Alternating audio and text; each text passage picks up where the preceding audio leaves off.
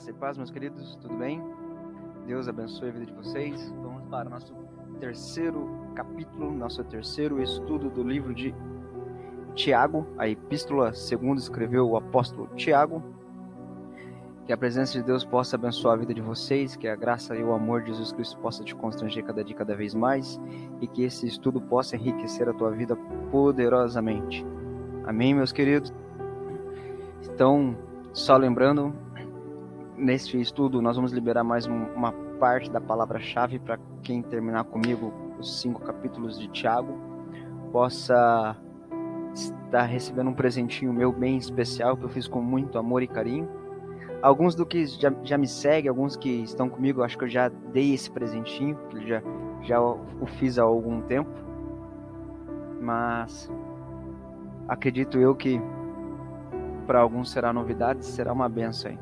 Amém?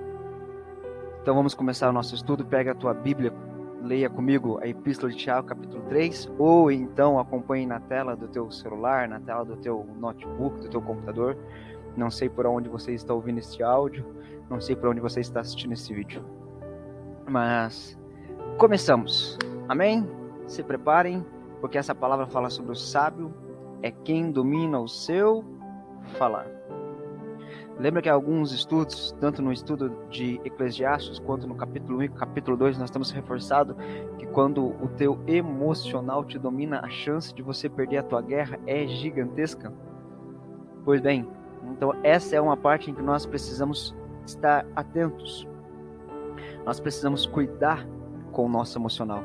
Uma coisa que eu tenho aprendido muito, eu acho muito interessante para mim poder te repassar, é que quando você não controla o teu emocional, quando você não explode com Deus, que você não coloca o teu emocional para fora diante de Deus, você explode com as pessoas erradas.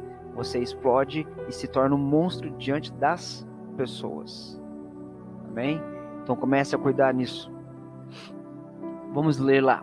Versículo 1, ele vai dizer assim: Caros irmãos, não vos torneis muitos de vós, mestre, porquanto sabeis que nós, os que ensinamos, seremos julgados com maior rigor. Então, para você que quer ser o bonzão em tudo, para você que quer ser mestre, para você que quer ser o bambambam, o queridinho da galera, presta atenção no que ele está dizendo aqui. Seremos julgados com maior rigor. Cuida com o que você tem desejado para a tua vida. Quer desejar o mestrado? Beleza. Quer ser mestre? Beleza. Quer ser pastor? Beleza. Quer ser missionário? Beleza. Quer ser o dono da verdade? Beleza. Mas de tal maneira você será cobrado com maior rigor. Hoje muitas pessoas querem ser mestre porque é uma função considerada importante na igreja. A proliferação de mestres sem treinamento, sem conhecimento, sem preparo, sem capacidade está grande. Só que preste atenção, isso pode gerar falsos ensinamentos nas congregações, pode ensinar falsos ensinamentos para as pessoas, fazendo com que algumas se desviem. Os mestres são julgados com maior rigor e não devem ser nomeados sem o devido cuidado. Se você acha que só de ler a Bíblia já é o suficiente, cuida. Você precisa muito mais do que só isso. Amém? No versículo 2, ele vai dizer assim, ó: Afinal, todos tropeçamos de muitas maneiras. Se alguém não peca no falar, tal pessoa é perfeita, sendo igualmente capaz de dominar o seu próprio corpo. Ele está declarando aqui para nós que a coisa mais difícil é nós não pecarmos no nosso falar. Amém? A coisa mais difícil é nós não pecarmos quando colocamos compromisso na fala, objetividade na fala, quando nós levantamos voto com a nossa fala. Qualquer coisa que a gente fala sem pensar, falamos alegremente, falamos vendo as pessoas necessitadas, eu vou te ajudar, e no final das contas não ajuda. Fala que tem amor no coração, mas não demonstra. Então, você tem que cuidar muito com o teu falar, porque o falar te condena. A fé sem as obras é complicado. E o falar, a fé vem pelo ouvir, e ouvir a palavra do Senhor. que é que você tem falado? Como é que você tem falado? Entende isso?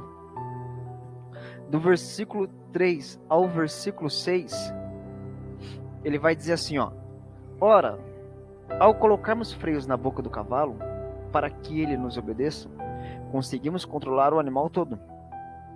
Observar, por exemplo, os navios, embora sejam de grande porte e impelidos por fortes ventos, são dirigidos por um leme muito pequeno, de acordo com a vontade do piloto. Do mesmo modo, a língua é um pequeno órgão do corpo.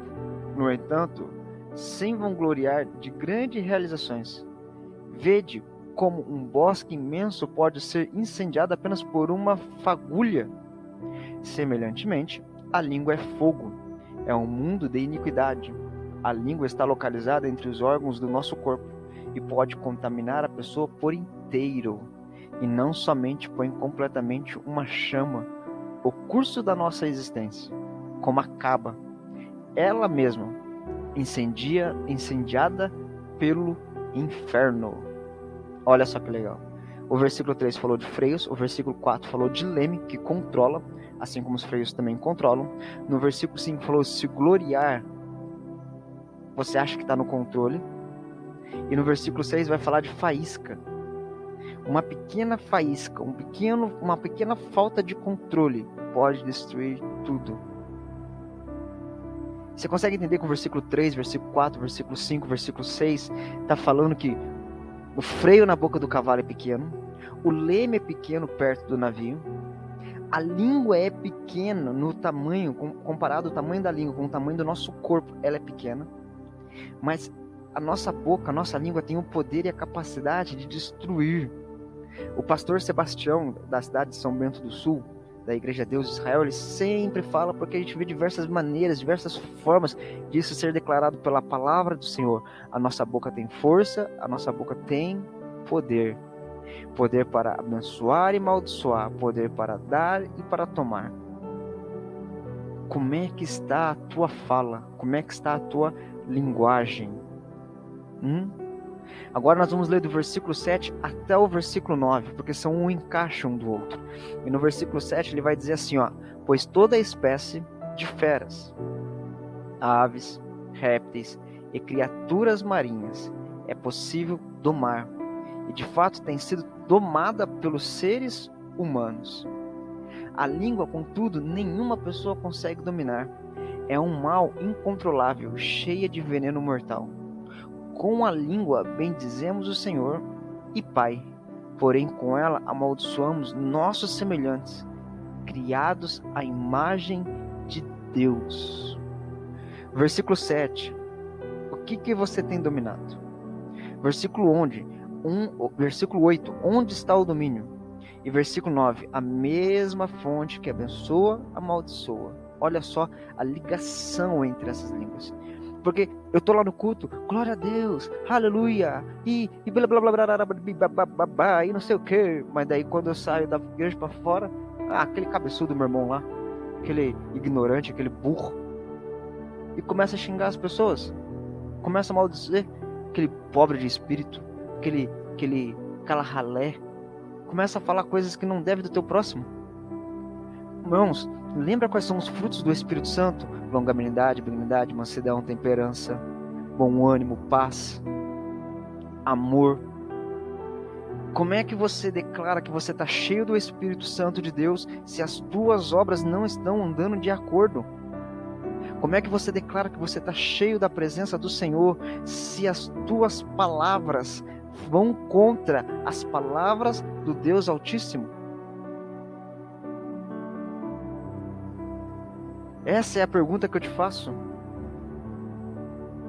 Do versículo 10 ao versículo 12, ele vai dizer assim, ó: da mesma boca procedem bênção e maldição. Meus queridos irmãos, isso não está certo. Acaso pode uma mesma fonte jorrar água potável e água salubre? Ora, meus irmãos, é possível que uma figueira produza azeitona? Ou uma videira figos? Assim também uma fonte de água salgada não pode jorrar água doce. pois será exercido um juízo sem misericórdia sobre quem também não usou de compaixão. A graça triunfa sobre o juízo. Do versículo 10 ao versículo 12, você não pode ficar liberando uma palavra de bênção e uma palavra de maldição ao mesmo tempo. Irmãos, tem uma coisa que eu tenho visto muito, eu tenho acompanhado muito com pessoas de igrejas, com diáconos, missionários, pastores, pessoas que se dizem pessoas de Deus. Uma das coisas que eu mais tenho visto é a pessoa falar, desculpa pela palavra, e me solta um palavrão. Meu Deus, como é que pode isso?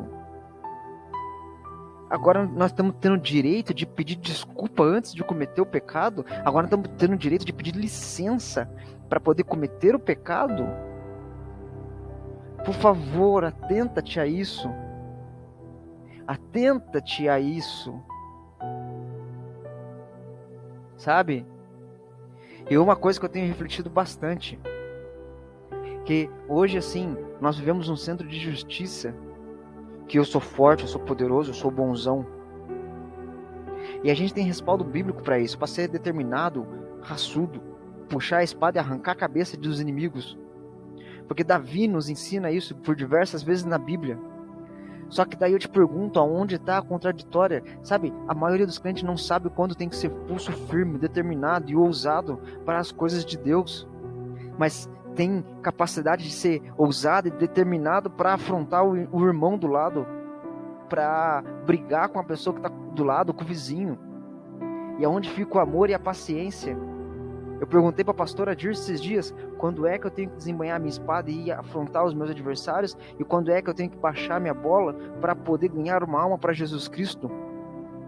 A maioria dos crentes não sabem disso hoje em dia e sai batendo em tudo e todos.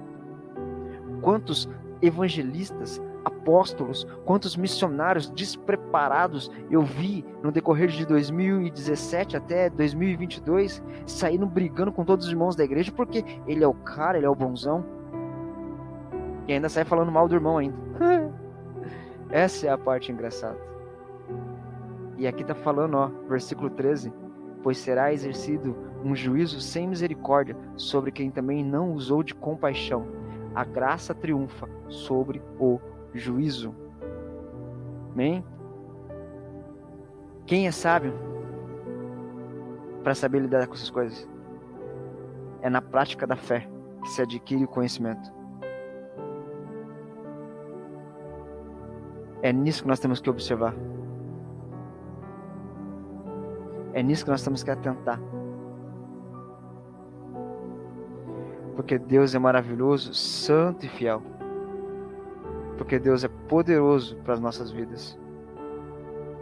Porque Deus é grandioso para conosco. No versículo 13, ele fala bem claro para nós. Quem é um homem sábio e dotado de conhecimento entre vós, que mostre pelo seu bom comportamento as suas obras com a mansidão da sabedoria. Quais são tuas obras de mansidão e sabedoria? Quais são? No versículo 14 ele vai falar assim, mas se tendes uma amarga inveja e contenda em vosso coração, não vos glorie, nem mintais contra a verdade. Meus queridos, o que você tem guardado no teu coração? O que você tem guardado no teu coração? Inveja, mágoa, tristeza, raiva? Como é que você vai saber exercer a gratidão? Como é que você vai saber exercer a misericórdia se você não enche teu coração disso? Se você só enche teu coração de briga, de raiva, de contenda? Veja o versículo 15. O versículo 15 ele vai falar: esta sabedoria não desce do alto. Essa sabedoria não desce do alto, mas é terrena, sensual e diabólica. Qual é a sabedoria que não desce do alto? É a sabedoria da inveja, a sabedoria da ganância, das brigas, das contendas. Isso não vem de Deus, isso não vem do alto, meu querido, minha querida. Mas no versículo 16, ele vai falar assim, porque onde há inveja e contenda, aí há confusão e toda obra do mal. Versículo 17, mas a sabedoria que vem do alto é primeiramente pura, depois pacífica, gentil e fácil de ser invocada, cheia de misericórdia e de bons frutos, sem parcialidade e sem hipocrisia. Versículo 18. E o fruto da justiça é semeado na paz daqueles que praticam a paz. Veja isso. O versículo 16 ele bate muito sobre rivalidade. Aí eu te pergunto, não, pastor, rivalidade não existe. Irmão, meu querido, minha querida, você já viu alguma rivalidade em cima do púlpito? Alguma briguinha boba em cima do púlpito? Não. Então, não. Ainda bem que eu consigo jogar bola com os meus amigos e não tem aquela rivalidadezinha, porque eu ganho, meu time é melhor que o teu. Mesmo que seja só um esporte para diversão entre amigos, para brincar entre amigos, não existe rivalidade, irmãos. Ambição é perigosa quando ela é demasiadamente cheia de ganância. Escuta, ambição e ganância são coisas diferentes, tá? Você ser ambicioso não é errado, não é pecado, mas quando essa ambição toma conta de você, aí é ganancioso, é invejoso, aí é pecado. Tem que ser tudo moderado, no controle. Volta no estudo de Eclesiastes, vaidade de vaidade, tudo é vaidade. Isso que você precisa compreender e entender, meu querido e minha querida. Por isso que ele usou o versículo 17 para falar, pondera, analisa. Mas a sabedoria que vem do alto é primeiramente pura, depois pacífica, gentil e fácil de ser invocada. Olha, do versículo 9 ao versículo 12, Tiago destacou a natureza contraditória da língua. Da mesma boca sai louvor a Deus e maldição. Do versículo 13 ao versículo 18, Tiago continuou tratando do papel dos mestres, principalmente da sua maturidade espiritual. Quantas pessoas são imaturas nos dias de hoje? Quantas? Do versículo 16 ao versículo 18, Tiago contrastou os dois tipos de sabedoria quanto à sua origem, a sabedoria do mal e a sabedoria do bem. Os mestres que ensinam com base na sabedoria terrena causam confusão a toda a obra do mal, porque eles colocam confusão em tudo, nas coisas boas, nas coisas ruins. Presta atenção, por favor. Mas os mestres que têm a sabedoria que vem do alto produzem virtudes, mas a virtude está em cumprir a lei de Deus. Capítulo 2, versículo 8 de Tiago. Lembra disso? Promove a unidade dentro da congregação, dentro do teu ambiente de trabalho. Cara, se você é cheio da presença de Deus, as pessoas vão olhar para você, vão ver que tem algo diferente, vão querer estar perto de você, mas daí você está cheio de soberba, de grandeza no teu coração. As tuas atitudes não demonstram a tua fé, as tuas obras não demonstram a tua crença em Deus. É isso que nós temos que começar a analisar. Que tipo de cristão você tem sido? Que tipo de cristão você tem mostrado ser? Tiago nos exorta muito nisso. Tiago, com muito amor e carinho, ele tenta nos repreender nesta parte, mas também ele tenta nos incentivar, nos impulsionar, nos animar, nos encorajar. Entenda isso, por gentileza. Se você aceitou Jesus, as tuas ações, as tuas atitudes vão mudar. Escuta, você tem 300 pecados quando você vivia no mundo. Aí você aceitou Jesus e agora você tem só 299 pecados? Você não acha que tem uma coisa errada? É uma coisa que você tem que mudar. Teus pecados têm que diminuir, a tua postura tem que ser uma postura melhor. As pessoas têm que sentir prazer em estar perto de você. Porque o que adianta eu falar que eu aceitei Jesus, mas quando as pessoas veem a gente e falam assim, aquele ali, ele não quer nem ficar perto. Você é sal da terra e luz deste mundo, meu querido, minha querida. Se prepara porque haverá um tempo onde o evangelho de Cristo será proibido de pregar. Se prepara porque haverá um tempo em que você terá que ser fiel a Deus de um jeito que você nunca precisou ser. Mas se você não praticar agora, enquanto o evangelho é fácil de ser pregado e liberto para poder ser proferido, quando for proibido, como é que vai ser? Se prepara para o tempo de guerra de verdade, que eu espero que nós não precisamos estar aqui, mas se nós não tivermos que viver isso, os nossos filhos vão ter que viver. E de que maneira você tem preparado a tua geração para guerrear as guerras que Cristo nos tem falado desde quando Ele esteve aqui nesta terra, em carne e osso, pregando o amor dEle. Amém? Que Deus te abençoe poderosamente, que cada dia, cada vez mais a palavra do Senhor possa tocar, lavar, guardar e curar o teu coração.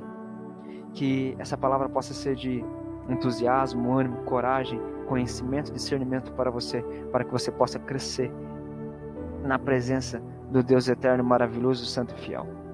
E que nós possamos juntos ser fiéis em Cristo Jesus, porque juntos somos mais fortes. Amém?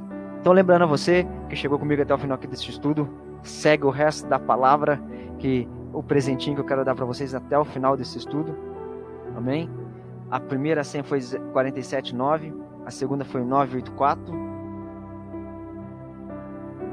E agora eu te falo o resto da senha do capítulo de hoje. E a senha é 424, ou seja, 47, 9, 9, 8, 4, 4, 2, 4.